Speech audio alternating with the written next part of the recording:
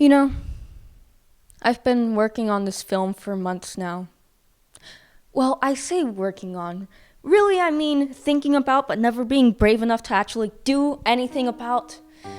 The words don't flow, no stories of daring knights or frightful wizards come pouring out into the page.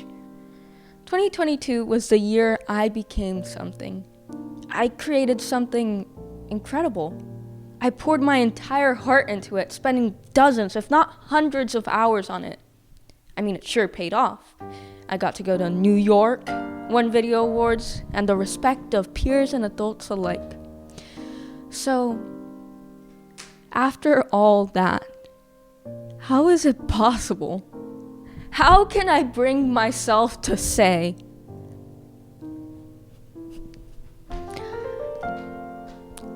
I don't know what to make for video awards?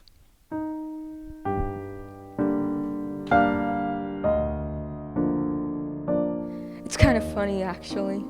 I mean, I've set myself up as this incredible filmmaker. Turns out the punchline was always this. Sick joke. I mean, what do you want from me? That I keep outdoing myself over and over and over? Hey, buddy, that gets real old real fast.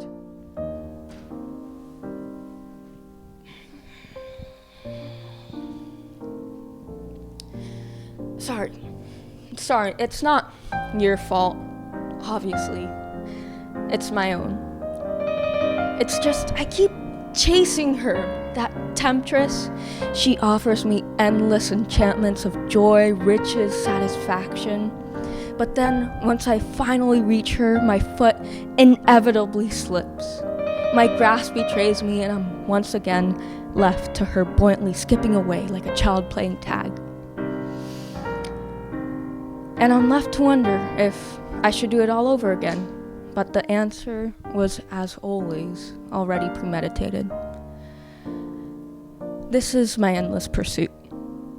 The curse of creativity. You see, at the end of the day, I'm often left feeling empty, like the precious time I've been given on this earth has been wasted. And on those gloomy days, I ask myself, did I create? And the answer is almost always no. And that's when I knew who I had to be, what I had to do. That and my disdain for math. I've always had a love-hate relationship with snow. I remember my first time seeing it when I was around 6 years old. We had just moved to America. That childlike wonder has less of an effect on me now than it did then. Now I have to worry about road conditions and scraping the ice off my car. I've always admired snowflakes, though. All of them, gracefully dancing through the sky until they gently land on the sleeve of your coat. I spent hours of my life analyzing the patterns. How is it that water droplets from the sky can take on these consistently unique, gorgeous forms? But then I notice as they fall, they interlock and settle into the snowbank.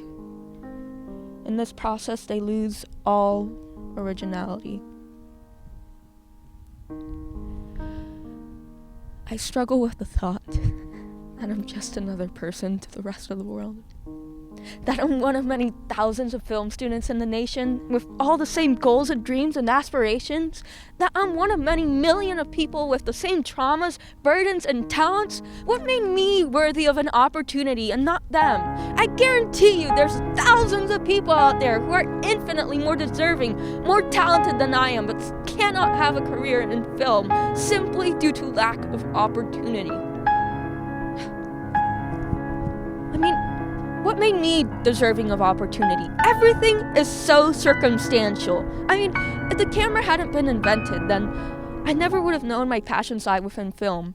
Have you ever thought about that?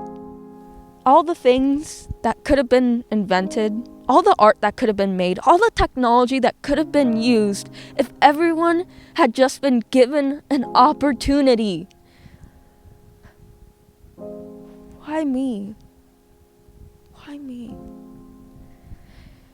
It's a thought that haunts me. You know, it's my 17th birthday. 17 years. Did you know that the average woman's lifespan is 75 years old? That means I've lived 20% of my life already. I mean, just yesterday I was a little kid running around in Peru, eating figs, going to the market, and 17 years, 20%, and I have barely anything to show for it. I should have more to show. I mean, I spent hundreds of hours meticulously crafting entire fictional worlds inside my mind, but I have one good movie, maybe a dozen good art pieces. It feels like all the greats lived lifetimes within their lifetimes. How did they and I have the same amount of time to work with? I mean, I want to be like Shakespeare. A powerhouse for literary masterpieces. 400 years after his death, we still remember him as a god amongst men. His timeless classics are still analyzed and dissected to this day. I want to create a timeless classic. I want my name to be remembered hundreds of years after my death, spitting in the face of a universe that considers my existence insignificant. I want to spend lifetimes within lifetimes and do everything I've ever solved. I want to discover new species. I want to leave the world a better place than I found it.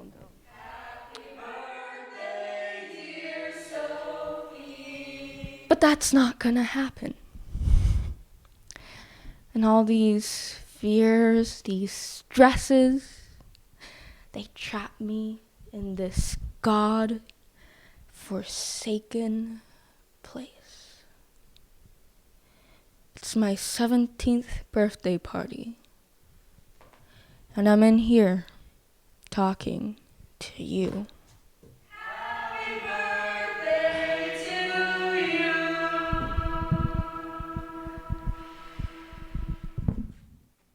You know, I went to Disney World recently, the most fantastical place on planet Earth. It's a childhood land of magical wonder until you realize it. The fact that all the employees, cast members, are just slaves of corporate America who go home after a long day around musty, sticky, whiny, bratty kids to their one-bedroom apartment and eat instant ramen. In a way, we're all just cast members. Characters in this absurd, cold, miserable world. God, why am I so pretentious? I keep pretending everything I say has some sort of meaning. I think it's to give my life some sort of value when really I just fucking suck at writing. Why don't I just stop? Quit while I'm ahead. I mean, it's not like I'll ever amount to anything. It's not like I'll ever be good enough or smart enough or pretty enough or happy enough. I have mountains and mountains to climb, so why even bother? I mean, is it just too much to ask? To have some sort of pause button on existence? We have to live day after wretched day forever. For fucking ever. Is it too much to ask? Just to have one day as a normal person? God, I can't escape any of it. God, I bet you came in here to see some sort of meaningful passion projects. Well, guess what? This isn't it. This is just some pretentious, annoying little bitch who pretends to know what she's talking about, lies to everyone about who she is if she even knows the answer herself. How's that for art house? I'm so bad at writing. The script is so trash, and just stop it, shut up!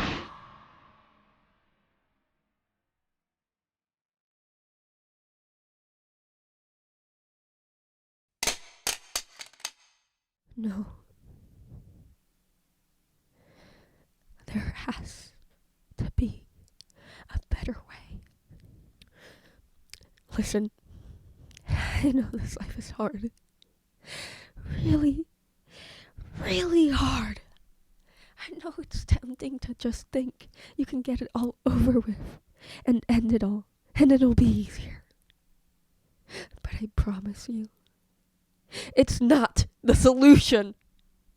These feelings, you've gotten through them before. That horrible voice inside your mind screaming to kill yourself, eventually fades. But death lasts forever. Forever. Your loved ones will always miss you. He'll always be gone. At least when your grandma dies, you prepared for it. You saw it coming. Nothing prepares you for the tragedy that is suicide. Because that's what it is. A tragedy. A preventable one.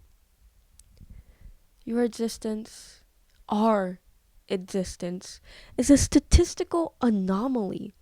Whether through millions of years of evolution and some unknowable God, the fact that we're here today is a miracle. I mean, think about it.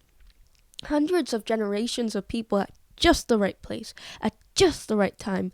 Millions of microscopic cells coming together, growing, splitting, dying, just to create you. Wonderful, beautiful, unique. You. Please don't become a tragedy. This life might be meaningless and painful and hard, but you know what?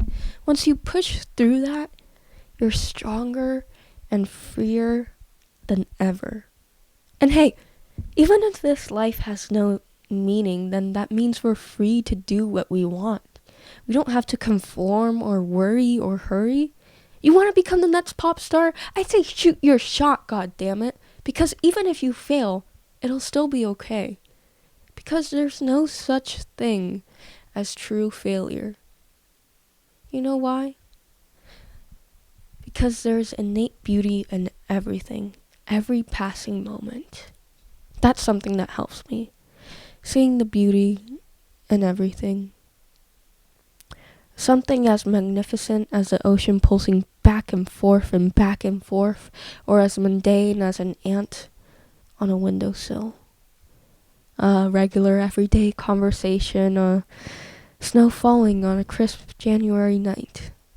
It's all truly valuable, meaningful. I had this realization when I was at the beach with one of my friends. We decided screw everything and jumped into the water no matter how cold or cruel or salty the waves were. We swam, we played, we got beaten down and scratched and bruised, but most of all, we had a damn good time. That might be the answer to the plight of the Disneyland worker. Even though they go home burnt out, they revel in their condition. They bring smiles onto the faces of countless children, make dreams come true, because even if Disney is a corporate scheme, it's magical, damn it! I talk a lot of shit, but at the end of the day, art is what fulfills me.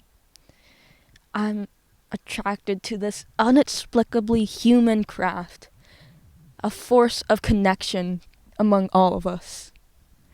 All of us. All on this big, gigantic, mysterious, confusing, wonderful rock floating through space. All taking the time out of our busy lives to be here, still, for just one moment. If you think about it, every moment since the beginning of time has led up to this. Look around at the person next to you. They've experienced these big feelings too, at some point or another. We all have. God, it's time for me to get out of here, isn't it?